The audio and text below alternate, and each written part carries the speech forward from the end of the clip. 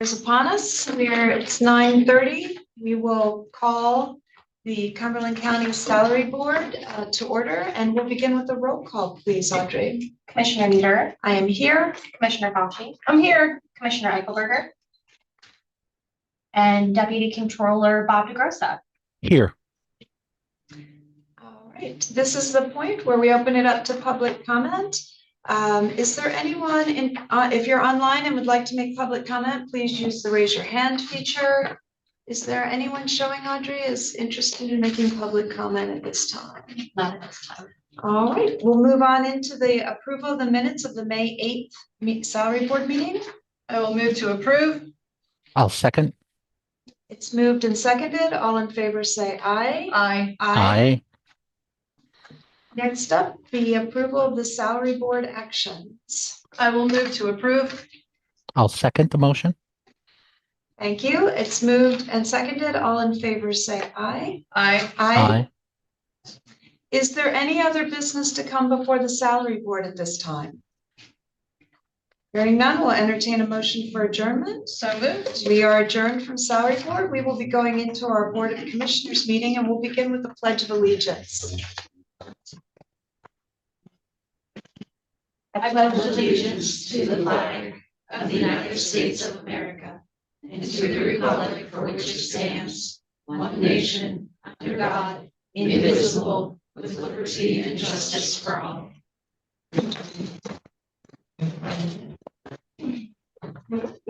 Call to order the Commissioners meeting and begin with a roll call, please, Audrey. Commissioner Nieder. I am here. Commissioner Fauci. I'm here. Commissioner Eichelberger. Again, we are at a pause in the program for public comment. If there's anyone online that would like to make public comment, this is the time on the agenda to do so. If you're online, please use the raise your hand feature. Anyone there, Audrey? Nope. Okay. And I don't know if anyone in the room is here specifically for that. We have some things happening, but if anyone wanted to make public comment, please let me know. Not at this time. Okay. We will then, as I often say, go into the best part of the agenda. And this is where we acknowledge, we have a proclamation and we have some colleagues that we're going to be acknowledging with service awards. So first we'll begin with the proclamation honoring May 23rd, 2025 as Teen Mental Health Awareness Day. And we are doing that with a proclamation. The proclamation reads, whereas Teen Mental Health Awareness Day aims to increase understanding of teen mental health as a public health issue, and whereas this day was established to raise awareness of available mental health resources and amplify the voices of teen advocates and youth across the country, and whereas according to a 2023 Pennsylvania Youth Survey, 36.4% of students in Cumberland County reported feeling sad and depressed most days, demonstrating the need for mental health services for our youth. And whereas empowering young people to share their experiences and perspectives fosters inclusive environments where they can actively contribute to the support systems and solutions that influence their academic success and emotional well-being. And whereas poor mental health can profoundly affect all aspects of a student's life, including physical health, academic achievement, and social isolation. And whereas increased awareness in mental health is essential to ensure that all students and families feel safe and supported in seeking help, thereby building inclusive and stigma-free communities. And whereas mental health is a public health issue that is recognized by local, regional, and national governments. Now, therefore, the Cumberland County Board of Commissioners hereby proclaims May 23rd, 2025 as Teen Mental Health Awareness Day. We are presenting this today to Ricky Shakula, who's a student at Cumberland Valley, who has taken on a very active mission of promoting the need for support and services for teen mental health issues. So we're going to welcome you up here, Ricky.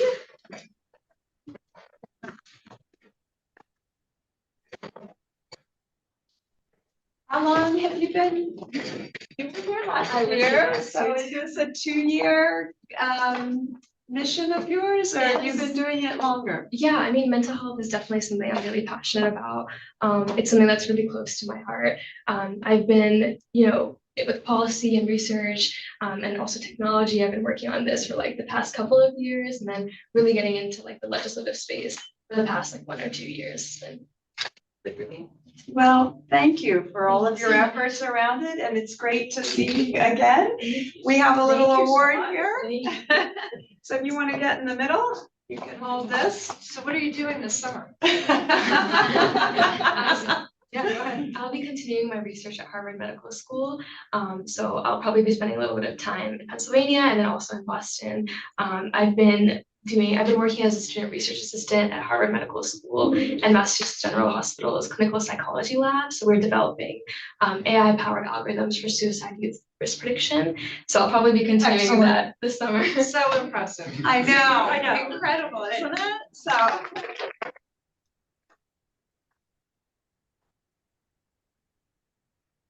Do the formal part here. Can I get Kelly?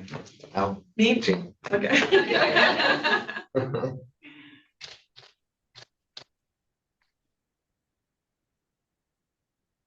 Okay, thank you. Perfect. Thank you. Thank you so much. Best of luck to you in all of your work. And Brittany, just stay in touch with us. For We sure. have a mental Yes. health office. We'd like to talk. All right. Now we have a couple of employee recognitions, and my colleague Commissioner Fasci is going to make the next So presentation. Commissioner Nieder, with us today, we have Nicole Crisp and Tanya Barnett, and they are here because we are honoring Lori Reddy. And for 20 years of service in children and youth. Come on up. This is so exciting. Your mom is crazy.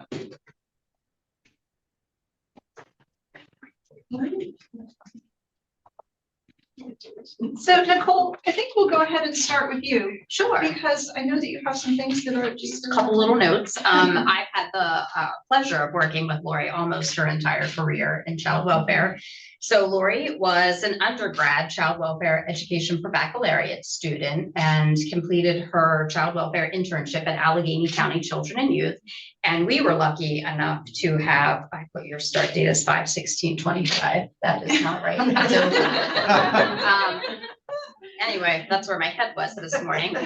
We were lucky enough to get Lori from Allegheny County Children and Youth, and she started with us as an in-home services supervisor, and through the years has done various roles with the agency, but is our current quality assurance supervisor. So during Lori's time with us, she completed the Child Welfare Education for Leadership program at Temple University in 2012 and got her master's degree. Lori has successfully led the agency through 2 quality service reviews and then subsequently developed 2 county improvement plans for the agency. She has been an integral part in developing our onboarding program for new caseworkers and implementing that and running it with 2 of her caseworkers. She developed with a colleague a process to review our in-home service provider contracts. So we had no guidance from the Department of Human Services on that. And Lori's model that she's been using has been used as a tool by the department as they've tried to formalize that process. So just Lori has been instrumental in supervising, I don't even countless BSW students and MSW students as they've worked through educational programs. And, if you ask our management team back at the office, she's their go-to. So when there are questions about policy and procedure, especially around the risk and safety of children, Lori's who you go to. So I can't say enough about what an asset she is to the agency and just how much we appreciate her every single day and everything she does. So thank you.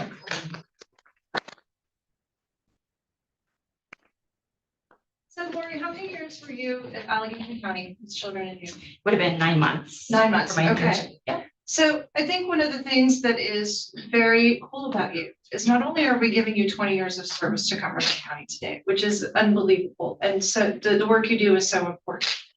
But you have assisted Allegheny County, and you have assisted the Commonwealth of Pennsylvania. And that is amazing. You have done amazing work. That's for you, and thank you so much. Thank you.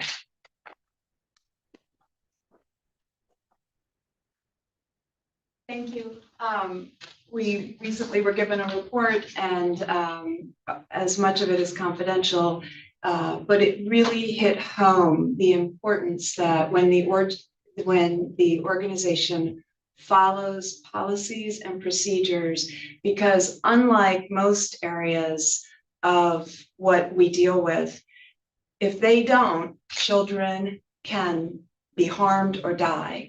And so all of those policies and procedures that you've put in place, and the organization, the group follows, have saved the health and well-being of countless children across the county. So it's very rare when those things have such a direct impact. So thank you. Very important work.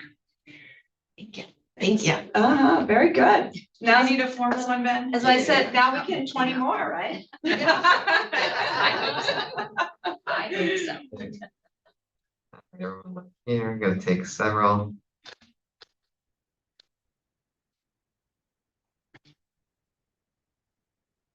Thank you. Thank you. Okay. Thank you, guys. You're welcome to stick around, or you can head out if you need to. Last up, but certainly not least, we have John Bittner of Vector Control, and with him, Justin Miller. John is just a delight, and one of the first people I met when I came to the county, and his enthusiasm for what he does is remarkable, and people are always delighted to see him and engage with John. John, 45 years is really unbelievable, and I'm sure you've seen so much change at the county through that time period, but we deeply appreciate such a long-term dedication and commitment to the services, to providing service here in Cumberland. So you gentlemen, come on up, and Justin, you can give us more, and Kirk Stoner, we've got a group. What did you bring? You always have something. I know, you always have something. We never know what we're quite in for. As Gary says, it's sometimes a dog and pony show. Yes. So I don't know who was going to make comments. Let's make a couple quick. Yeah. So I've only begun to work closely with John recently. And what I've learned in that short amount of time is John is very passionate about what he does. And I think that ties well, to someone who's dedicated their career to looking out for public health and the pocketbooks of the people of Cumberland County through mosquito control and pay device inspection. So I just want to say thank you, John, and give you a pat. Sure, buddy. And then prior to Justin, actually just when was that? January this year. Yeah. So we had a reorganization this year. John started to report to Justin. Prior to that, he reported to me. Right when I first started taking John on, one of the chief clerk at the time met with me, and we kind of went over his performance review, and he showed me his performance review. And one of the quotes in the performance review was, I like what John does, and I like how he does it. And I think that was important. It stuck with me because John has great style. He started the green shirt trend in the county. Now it's blue, you know who he is. But when he's in somewhere, it's all about customer service. He's going and he's looking at the problem. He wants to solve the problem, and he does it with a smile on his face. And you don't always get that. Most importantly, I think I've often thought that comfort is the big enemy of public service, because when you get to a certain point in your career, you get comfortable and you start to do less. John is the exact opposite of that. I've seen him year over year look for ways to improve the mosquito program, look for ways to improve our waste and measures program. It makes the program so much more streamlined and more efficient for our customers or for our employees. And that foundation is something that he's laid now as he looks to retirement at some point. It's laid. Now we have a great foundation to work off of for the staff that are following up with him. So John, thank you for all that you do. Thank you. Working with you, I've learned so much from you in the past couple of years that I'm just really thankful. And the model that you set for customer service is one that needs to be replicated throughout the county. Thank you. Great. Yes, definitely. So do you want to share what your surprise is? No, not yet. Yeah. As long as it's not like I was stupid, and it's pointing me. So we have a little award for you, but 45 years, just tremendous. And I won't make the joke of 20 more for you, because that might be a little long, Not but quite I don't happening. know that you're up for that, that you've more than committed and dedicated. to it. So thank you, John, very much. So we'll do some formal stuff here, I guess. So John, every time, even before I worked at the county, every time I went anywhere, pump gas, right? I'm weighing something somewhere. I was like, this is so cool that the county does that. And now I know you. Yeah. So much. And it's not the Some county, it's even John. cooler. I know. It's very cool. Very cool. And thank you for keeping those mosquitoes down. Yeah, Sure. bugs of all sorts, yeah, ticks. All right, can we get everyone to kind of just between the flags? Yep, there we go.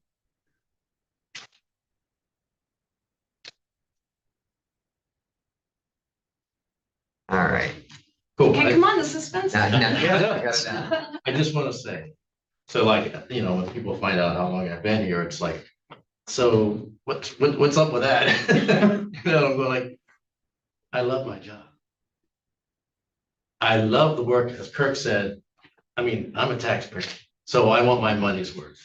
And we try to set that example fully and in a professional manner. And the way that I've been able to do that for so long, I think reflects on the organization.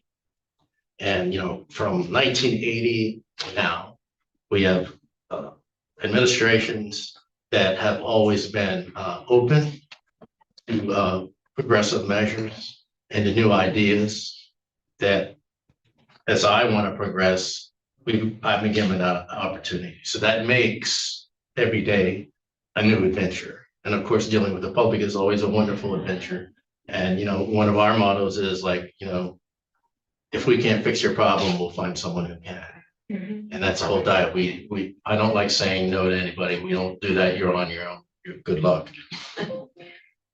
So in saying that, I really do love coming to work, although the best way that I think that I've managed over the years with all of the different personalities who have wholeheartedly supported what our office does is that's my presentation, is to always know or remember that at some point you're the dog, sometimes you're the hider. And if you can accept that and work with that, that'll get you 45 years.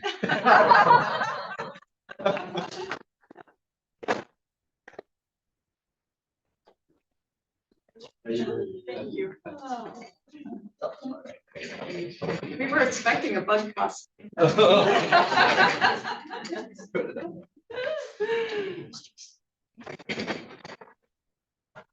All right. That brings us to the consent agenda portion of our agenda, and I'll turn that over to you, Stacy. I don't think I can follow that, but I will try. So the consent agenda is a list of routine items that do not appear to be controversial in nature, and which seem to not require any additional discussion. If discussion is desired on any particular item, and that would be agenda items 7 through 15, any member of the board or any member of the public can request that item be removed from the consent agenda, and now would be that time. Okay, hearing none, seeing none, commissioners, I would request that the consent agenda be acted upon. I move to approve. Second, moved and seconded, all in favor, say aye. Aye. Aye. Thank you. That takes us then to the regular agenda, which is a list of non-routine items that will be discussed and may be acted upon individually. And we'll start with agenda item 16, which is discussion and approval of a letter of support regarding Shippensburg Township Park Master Plan with a grant application. And we have Amanda Corson from Shippensburg Township joining us online.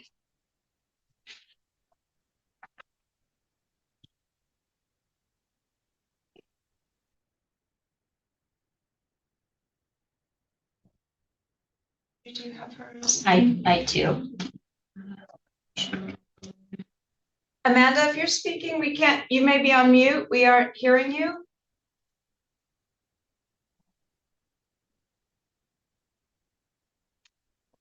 Can we circle back? We can, I can certainly, I've read this letter multiple Okay. times, so I'm happy to provide, some background information. So one of the things that is included within our, comprehensive plan is a focus on parks, and not just on parks, but interconnecting with trails. And that's actually what has happened. Actually, Can you hear me now? Yes. Okay, sorry. I have like That's 5 different options for a microphone on this computer. So you are correct. We were with you at your last meeting we applied for the C2P2 grant at the last meeting for a park master plan for our park, which is about 30 years old at this point in time, and it needs some serious updates. So we are applying for the grant for the park master plan through C2P2, and then we're kind of stacking with the GTRP grant that you see there in front of you. Any questions of Amanda? No, and I will move to approve. I'll second that. It's moved and seconded. All in favor, say aye. Aye. Aye. Thank you. Thank you, Thank you. Amanda. That takes us then to the contracts portion of the regular agenda, and I'll turn the meeting over to Angela Slicer. Thank you, Stacy. Good morning, everybody. Agenda item 17 is contracts for children and youth services, and I'll call on Jamie River to discuss those. Good morning, Jamie. Good morning. The first one I have is City Mission Livingstone's Incorporated. They provide residential services. They are increasing their group home service, transitional living service, 9.96% for 25-26. And their transportation cost did increase also 4.48%, and that is just increasing it to the IRS approved level of 70 cents per mile. They are citing increases in cost of their insurance and utilities, food, supplies, and clothing for the youth that are staying in their facilities. Overall, operating expenses are increasing, and they're also increasing their wages for their staff. The second one I have is Outside In School of Experiential Education, and they are remaining the same in all of their program costs. However, they are also increasing their transportation reimbursement to the IRS level of 70 cents per mile. Any questions? So my packet, I'm sorry, Jamie, does not have the contracts and grants that you just went over in it. Oh, I think actually, no, this is the consent agenda. Oh my Keep gosh, going. thank you so much. I totally just was like, I don't know what is going on. Okay, you have those? Yep, Okay. I have them. Thank you. And Jamie, I appreciate you bringing this in because now I think you're on the forefront of the change for the IRS standard in reimbursement for mileage. So we may be seeing a number of these adjustments to a lot of our contracts. So I appreciate being prepared for that. If there aren't any questions, we'll entertain a motion to approve the I'm grants. gonna move to approve. Okay, and I will second. It's moved and seconded. All in favor, say aye. Aye. I say I. You want to look at these? No, can someone please run a fresh packet for me? Thanks.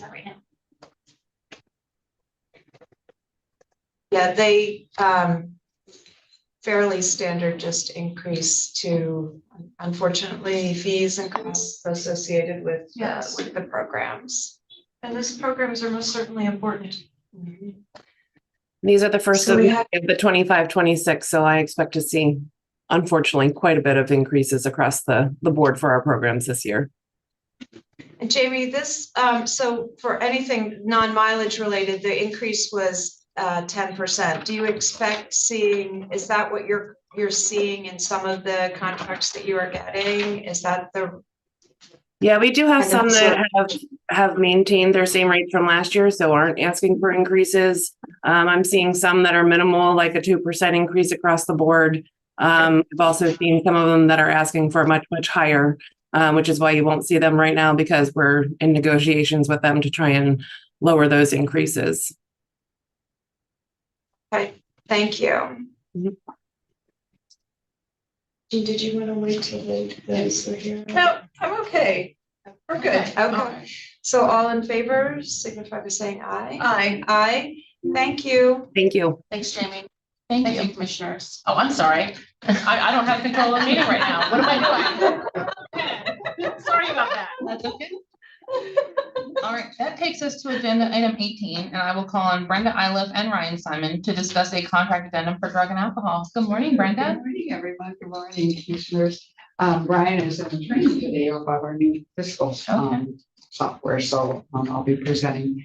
The contract that we're speaking about is one that we have for housing for people with opioid addiction. There's no cost to the county for this contract. In the past, we've had two funders for the contract, and then going into this last year, one of the funders wasn't able to provide funding for the contract. So when we did the original contract, we worked through Family Health Council to administer the grant. We did the original contract.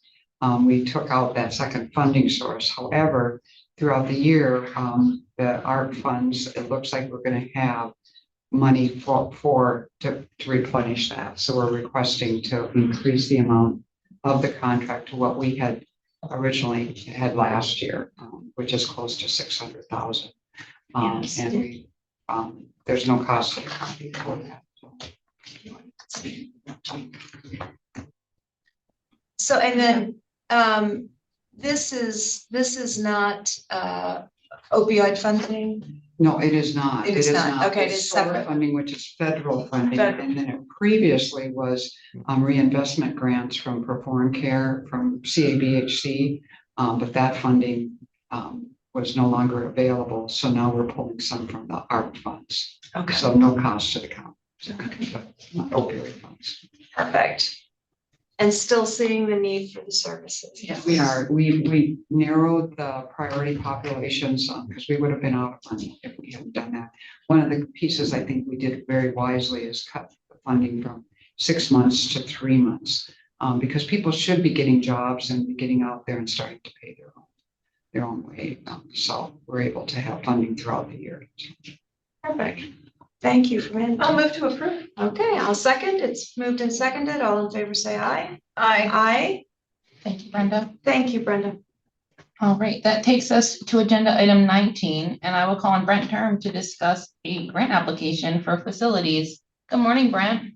Good morning, everyone. We're asking for your approval to submit a grant application to the Pennsylvania Department of Community and Economic Development Greenways, Trails, and Recreation Grant Program. The application will be in the amount of $61,648.24. This application does require a $100 application fee. There is a 15% match requirement, of which the matching funds, which we do have matching funds available that are not general fund. This grant, if approved, will be used to build a walking trail at the Cumberland County Claremont Road campus. The trail will be approximately 0.6 of a mile long. It will link the Cumberland County Law Enforcement Memorial, the Cumberland County Volunteer Fire Association, First Responder Memorial, and the Claremont Nursing and Rehabilitation Center. Along the trail, visitors are going to find many different things, such as historical markers describing key moments or people in Cumberland County history. There'll be some plants native to our area with descriptive markers. There'll be some agricultural stuff there. One of the highlights will be we're planning to plant a Liberty tree along this trail, which is a descendant of a 400-year-old Liberty tree that died in Maryland back during Hurricane Floyd. The trail will be built also with Claremont nursing residents in mind. We're going to be ensuring accessibility for them, and there'll be several recycled plastic benches for resting points along the way. Another benefit, Cumberland County Prison, the Office of Aging, public safety employees, they all have, emotionally challenging jobs, and, be able to use this trail, to calm or to de-stress. And this project really is just phase one in a larger vision. Katie and I have had some discussion about some other opportunities that exist, and we really have a plan for a phase two if this is successful, where we could connect this, extend this trail to the Army Heritage Trail and to the golf course trail. I do want to mention that this project was a collaborative effort as well, among many county departments: planning, conservation, communications, ag extension, commissioners, grants, facilities, all played a role in getting, to this point. It's been really cool to see the team effort, and I think when this trail's completed, you'll see the benefits of that team collaborative effort. Happy to answer any questions. We have a difference in amount here. One references the 61, 648, 24, and then we have a lot of reference to documentation at 64,387, 24. So I'm not exactly sure. The 64,000 number is correct. Okay. We had some last minute things we needed to add to the budget. Okay. Can that be adjusted? The agenda reflects the 64,000, so that's the accurate number. Yes, that's the accurate number, yes. My agenda does not. Okay, my agenda says 64,387, 24. So then, yeah, mine says the 61 that Brent was talking about. So I guess we will need the motion, Katie, if you're saying the 64 is the accurate amount for that. Brent, I do have a couple of questions related to this. So approximately how many acres does, I don't know the acreage behind a public safety and the Claremont Nursing Home will be utilized in this trail. Do you know? I believe that, I'm not sure 100%, Kelly. I believe the public safety building itself is on 5 acres of land. I believe this trail will circle around the backside of the public safety trail in behind the Claremont Nursing and Rehabilitation Center. It'll go to a pavilion that's there, and then it'll circle back and come up the west side of the public safety and then across the front of the public safety. It falls about 6 tenths of a mile to 7 tenths of a mile long. Okay. And then where would, if there's public access to this, where would parking for that access be? The ancillary parking lot from the nursing home on the other side of Claremont or Army Heritage from the nursing home? That parking lot, would that? The plan, Kelly, was to use the front parking lot at public safety as the entry point to the path. Okay. Very near to the police memorial. Okay. Is what the plan was. And then if we needed additional parking, we could add parking on the east side of that entrance, so to speak. Yes. Okay. That helps. Okay, thank you. Jean, did you have other questions? I don't have any questions. I'm going to tell you, Brent, I think this is a fantastic project. And I love this planting of the Liberty tree. I think it's going to be fantastic. And are you going to be responsible for making sure it grows and flourishes? Because it's a serious, I mean, that's super serious. Well, I think that's actually why there's the increase. Brent can clarify. Okay. We're like, what's the cost for planting and making sure that tree is in good shape? Well, Commissioner Bashi has a green thumb, so if you need anybody checking on that, you may want to ask her to come out and do that. I'm gonna need a hose. We do have built into the cost, that's what Katie was saying there. I did add additional cost for a tree service to monitor and a preventive maintenance program for that tree for a couple of years, because I didn't want it to die on my watch. And we'll hope to get some continued rain throughout our sometimes very dry summers. But if there aren't any other questions, I'll entertain a motion for approval, and we may need to clarify the amount. I move to approve in the amount of 64,387.24. I'll second. It's moved and seconded. All in favor, say aye. Aye. Aye. Thank you. Thank you, Brent. And the next 2 agenda items are related to that grant application, and Katie Zimmerman will be discussing resolution 2025-8. Yes. Before we do that, do we have to say out loud paying the $100 application fee, or is that It's noted on the agenda, so I think. we're Okay, so tell me again, what is the next thing that we're doing? So the next thing we're doing is approving a resolution saying that you are going to match the grant. Because there is a required match and we do have a restricted fund that we can apply to it. So it works very nicely that it's not general fund or tax dollars or anything. Okay, So that's what the resolution says. you have that pulled up. Yep, Yeah. and it is the. Or this, no, wait, the resolution might be saying that you can execute the documents. The next one is the matching commitment. Yeah. There's a lot of attachments here. I appreciate your patience. Yeah. No, that's okay. So, and the match is through a trust that was bequeathed for the benefit of that area. Okay. So So, the match is not coming from tax dollars. It's Correct. a specific fund. okay, perfect. So we need to approve the resolution authorizing, This is authorizing the application, so all the application for the paperwork that grant. needs to be done for the application. so So I'm gonna move to approve. do you move to approve? I'll second. It's been a.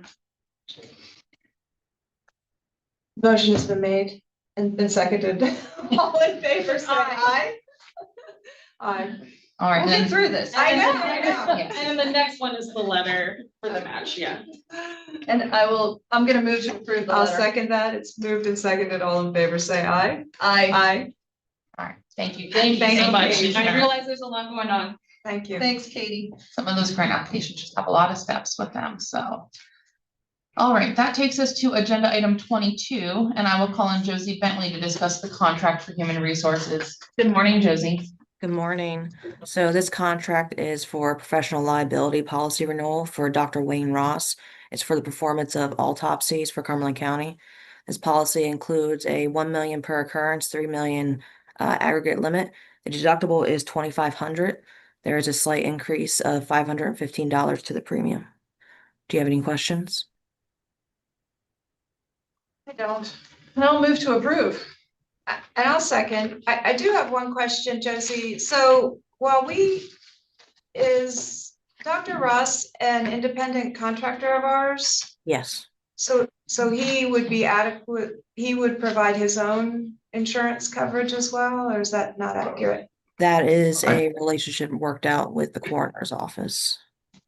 Many years ago, I can Okay, discuss that with you. okay. Thanks. Okay, thank you.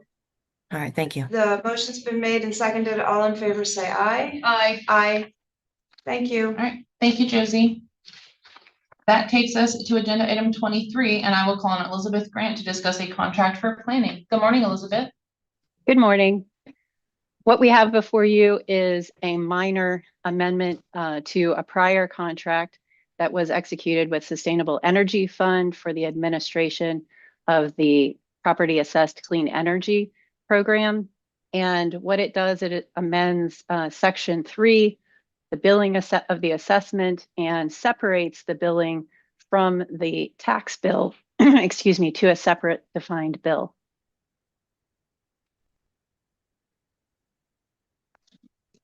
This is just an operational, there's no change to contracting, no change to amount. Okay, no, that's it. Thank you. We'll entertain a I'll motion. move to approve. It's moved and I'll second. Moved and seconded. All in favor, say aye. Aye. Aye. Thank you, Elizabeth. Thank you. Thanks. That takes us to agenda item 24, where we have a contract addendum for the Prothonotary's office, and we have Melissa Calvinelli and Jessica Peachy here to discuss. Hi, I am presenting for Dale. This impacts the courts as well, and I was already here for another contract, so I offered to do it. We're requesting a contract addendum to the paperless contract for a pro se module for litigants to file pro se protection from abuse petitions. This module will allow the litigants to prepare PDF petitions online from anywhere at any time. Currently, they come in and they fill them out by hand. This will reduce traffic at the public computer terminals and provide additional time for filers to prepare their documents. It will also automatically complete the proposed temporary order, which means that they will match the petition. Currently, they're filled out like separately because it's done by hand and they miss things. As a pro se filer, they will miss translating things from one piece to the other. that will increase accuracy as well. There is a Spanish to English translation for Spanish speakers. And we'll remove staff error from the process. Again, right now it is handwritten. Staff then has to take that handwritten document and retype it into PFAD, which is the mandatory PFA. Now they'll just be able to cut and paste. This is already being utilized successfully in Bucks and Montgomery County, and will make the process run a lot smoother for the pro se litigants. Is Cumberland Perry Domestic Violence Services aware of this change? I am not sure, but this is the pro se filers who do not go through DVS, who either choose not to or who have a conflict. Correct. Yeah. And never do the two intertwine.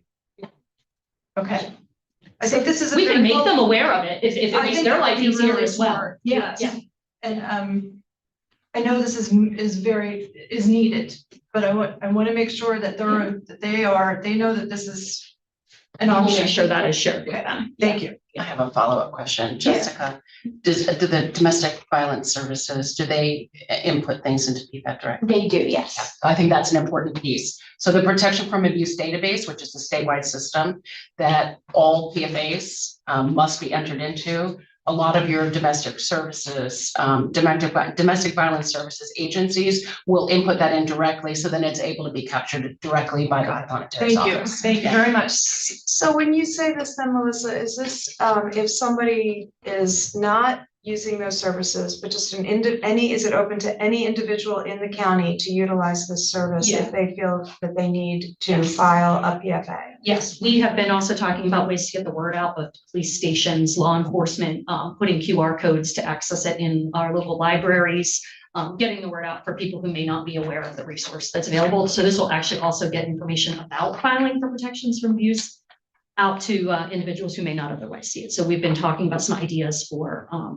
again, kind of pushing that information out and making it easier to access for people who need the service.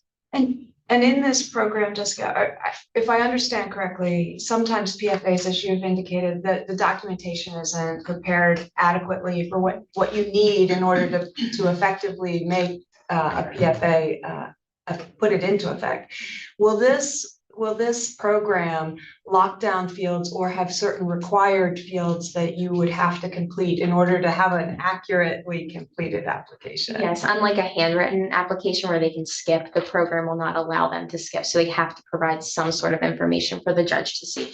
And if they answer questions a certain way, it will guide the next question and make them, I mean, it'll flow. It'll flow through. Yeah, if they say yes, it takes them to the appropriate yes thing to fill out. If they say no, it might, I thought it was really, listen. Okay, I was and then impressed. I'm aware that the Pathonetary's office is using paperless.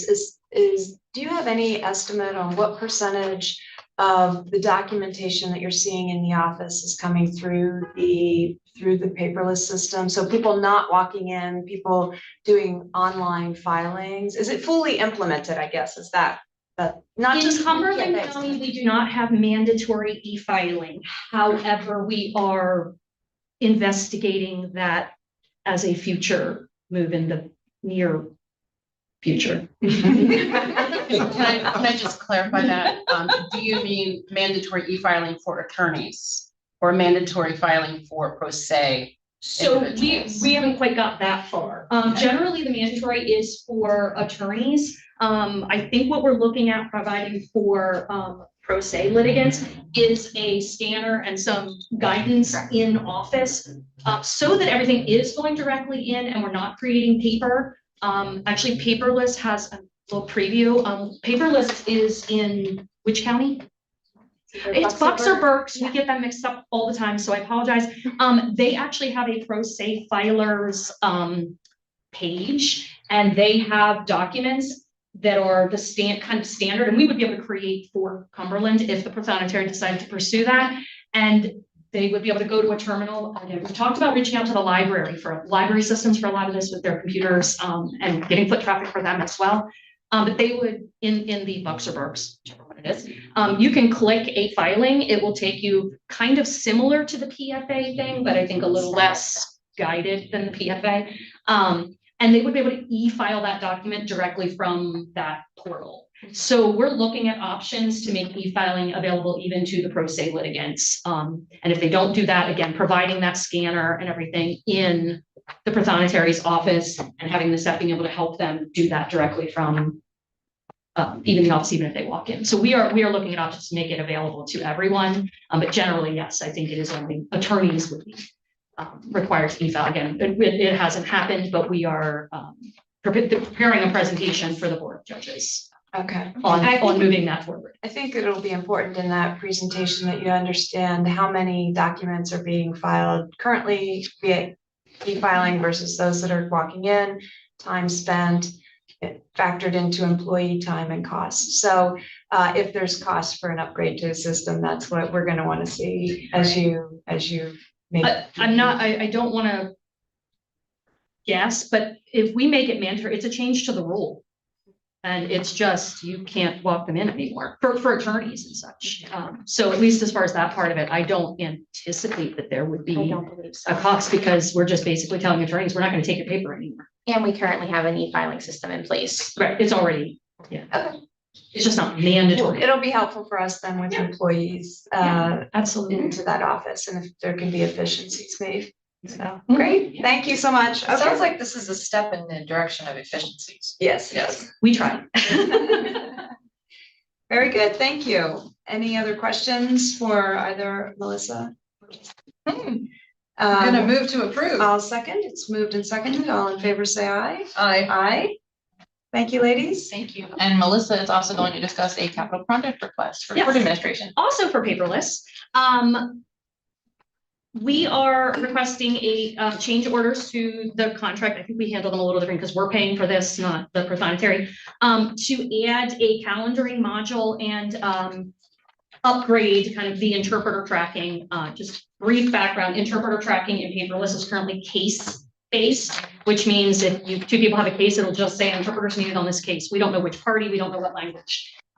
We are asking them to make it something helpful. It's going to be participant-based and allow us to add the language. That only becomes useful. We only want that if we can also have the calendaring module. The calendaring module allows us to create a consolidated online civil calendaring, which we currently do not have. The judges schedule the civil stuff onto their own personal county Outlook calendars. There is no consolidated calendaring. I have the CR on this, and we don't have all the details because again, it's a CR. They're not going to do a bunch of work until we get approval for it.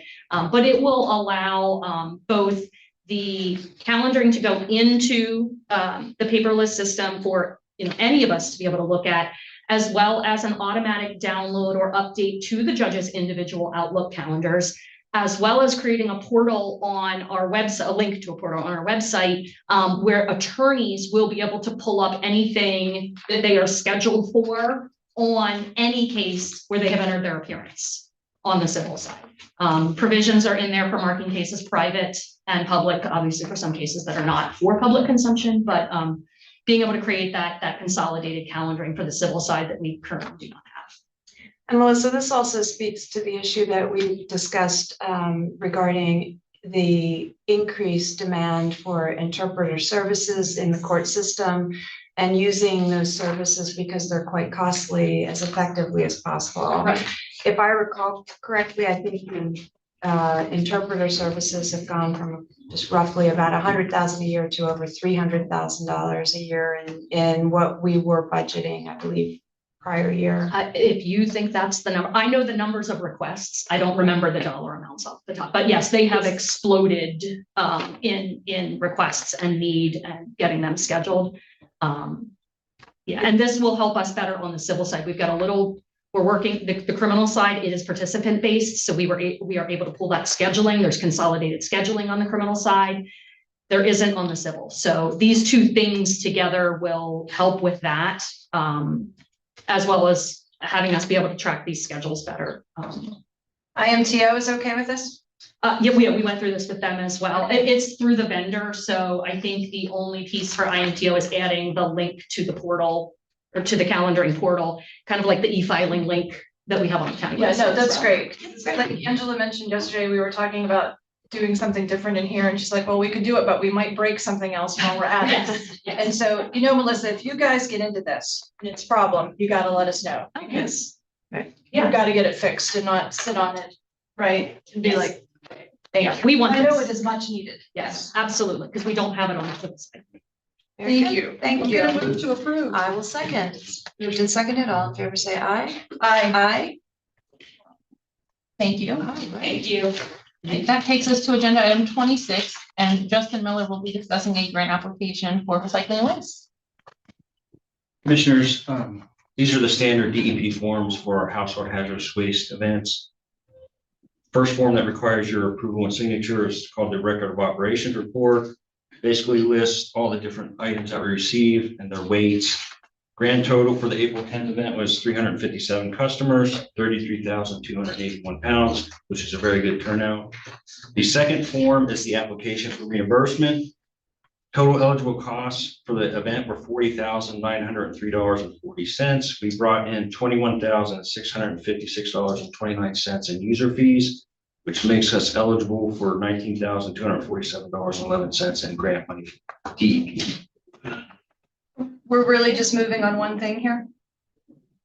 All of those forms are included in the grant Yeah, application. they're all included in the grant. Okay, so I'm going to move to approve. I will second. All in favor, say aye. Aye. Aye. Thank you, Justin. And with that, that concludes the contract and grants. Hand it back to Liz. Now I'm allowed to speak again. Thank you, Angela. That does take us to agenda item 27, which is Commissioners' Liaison Reports, and Commissioner Nader, we'll start with you. I will try and be as quick as possible, but it was a busy couple of weeks. So Commissioner Fashi and I attended the Tri-County Community Action event for mothers and families. I attended the celebration event at the West Shore Theater. The place is just gorgeous, and they continue on their campaign to make added improvements to that facility. I participated in the South Central Workforce Development Board meeting. They are going to be facing some very serious ways that they're looking to adapt, because the vast majority of their funds come from federal funding, and they are assessing the impacts of the executive order, which provide for cuts to education and workforce development, which I believe proposes eliminating Head Start. So there's a lot that they are going to be dealing with, and I think we'll need to keep in close contact with how they adapt to that change. I participated in the Cumberland County Planning Commission retreat, as Kirk Stoner put together a great panel of participants and ran a very informative and well-run meeting. Commissioner Fashi and I both participated in the Frog Switch event. We were visited by the Lieutenant Governor to announce the $10 million PA Sites grant for that project. I attended the Leadership Cumberland graduation, as well as the Law Enforcement Memorial Service, which was just beautiful and very moving. Learned about a case that the woman who was actually saved came to speak, and it was in Western Cumberland County. And the FBI officer that died attempting to save her. It was a beautiful memorial to him and others. I participated in the annual WellSpan Health Policy discussion with many representatives from Franklin County. And I realized that the one thing that I would never want to do is run a hospital based upon all of the regulation that they are involved with. And I met with Jessica Miller of Friedrichsen Library. She brought me up to speed. Jean, I believe you had attended a meeting, the municipal meeting that I wasn't able to be at. So that was great. We had an ag board meeting where we discussed an informal subdivision request. And direction was provided to that applicant. There was thoughtful discussion on changes to the ag program guidelines before they're submitted to the state for the recertification. We had a discussion regarding the Historical Steam Engine Association. They are applying as a rural enterprise and looking for some really exciting things out on that parcel. And there was a farm inspection report provided, and replacement dwelling was reviewed. The Planning Commission also held a meeting, and there were 3 properties reviewed under the Blight program from the Redevelopment Authority, 1 in New Cumberland and 2 in Mechanicsburg Borough. I'm pleased to see how active that program has become, really helping people in these communities get rid of blighted properties. So I think it's a wonderful job that they're doing there. The Middlesex Township zoning ordinance data center overlay district was approved at that meeting, as well as a data center overlay for Southampton Township was not approved. That is being asked for some additional discussion, and a Southampton Township rezoning request. There were 10 consistency letters provided as well. Additionally, I attended the Housing and Redevelopment Authority, and they reviewed their audits, basically very good audits for both the Housing Authority and the Redevelopment Authority. There were a couple of items that were posted or were identified as deficiencies that they need to address. However, all of the prior deficiencies were addressed. The individual that gave the update for the audits was really informative and was getting that board prepared for some of the changes that they can expect in 2026, which I think is a great thing for auditors to do for boards. So that was great. And this morning I participated in the CREDIC Executive Committee. They've launched their members campaign, and they did provide a vibe update. They are seeing tremendous response to the chamber events that they're holding. I think there's a real need people are feeling a need to get out and mix and mingle again. Their vibe update that they did in Hershey had 580 people. And a guest speaker of John Taffer, who apparently was very energizing. I unfortunately was not able to attend that event, but really just continue to do good work. And there should be some news coming out on the city of Harrisburg and what's happening there to try and improve the downtown area, hopefully tomorrow. Oh, nice, good. I know. Oh, that's Stay exciting. tuned. Stay That's tuned. exciting. You ready? Yep. So, as your backup to the CREDIC Executive Committee, I did the orientation with Ryan Unger, and he went through a lot of things about CREDIC, and it was very informative. I really appreciated the time that he took to go over what CREDIC does, how it does it, how they operate. I thought that was really important. So May 12th, I went out to the Western Cog. So there is lots of road work happening, spring road work, lots of spring tree trimming along roadways. And they did ask about local fire departments that responded to the forest fires in Micho, how would they be financially reimbursed? So Representative Davidson, as well as our own Robert Shively, have both responded to me, and I will get that information out to them. But there is a state process to do that, and it's important that they are reimbursed. On May 18th, Commissioner Nieder and I both went out to Shippensburg for the thank you barbecue in Southampton Township for those firefighters. And that was another really nice event. And boy, so many people responded to that forest fire, and that response in such a tremendous way prevented loss of life and loss of property, which is amazing. So really, we know that we're both really grateful for that work. Monday we had library board, and then Carolyn was here yesterday, had a conversation with us. I know that my colleagues received the library packet, but she really gave us a nice update yesterday.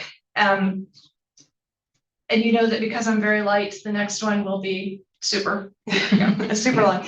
Oh, and then we had an election. Yeah, we did have an election. We had a fair, accurate, and reliable election in this county. And I so enjoy going out and spending time with our employees who come from departments all over the county to assist on that day. And I really enjoy assisting them with unloading the judges of elections, unloading their car for the judges of elections. It's very fun. It's nice to see the judges, say thank you to them, say hello. And we are very competitive about who's going to unload the most cars. So it was super fun. Yeah. Super fun. And Commissioner, the only thing I wanted to join, what a beautiful park they have Yes, where we it's attend in gorgeous. Southampton. It's a gorgeous, gorgeous park. And yes, it was a beautiful day and it was really good to be there. And I also thought it was very interesting to hear the number of times that were referenced in the presentations today about using the libraries to get out public information. So I'm so encouraged by that partnership and our ability to work with them to provide an outlet for public education. Yeah, So- and I know we talked about this yesterday, but when Carolyn was here for that information session and she talked about, you know, how they had put together the financials. And she said, well, we got a book and we used a program that we have to really learn how to do this. And then, of course, our finance department had helped them tremendously. But like, there's so much available at the library. You can learn anything at the library, and the library has a fantastic app, and you can listen to podcasts and you can learn language with your library cards. You know, it's free. Very cool. So it's very cool. Very exciting things in this county. All right, right, for well- like a library, like super uniform or Or something, I like do, a I cape, think you know, the library charge woman. We'll get right on that. So I believe that I know, Audrey, you haven't said anything, but just confirming that Commissioner Eichenberger has not joined the meeting. That is correct. Okay, so then our commissioner liaison reports are complete, and we'll move on to the next agenda item, which is report of executive sessions. And I would like to note that on May 13th at 2 p.m. and May 15th, 2025 at 9:30 a.m., there were executive sessions held regarding personnel. Now is the time to ask if there is any other business to come before the board today. Hearing none, seeing none, we are adjourned. Thank you. Very good.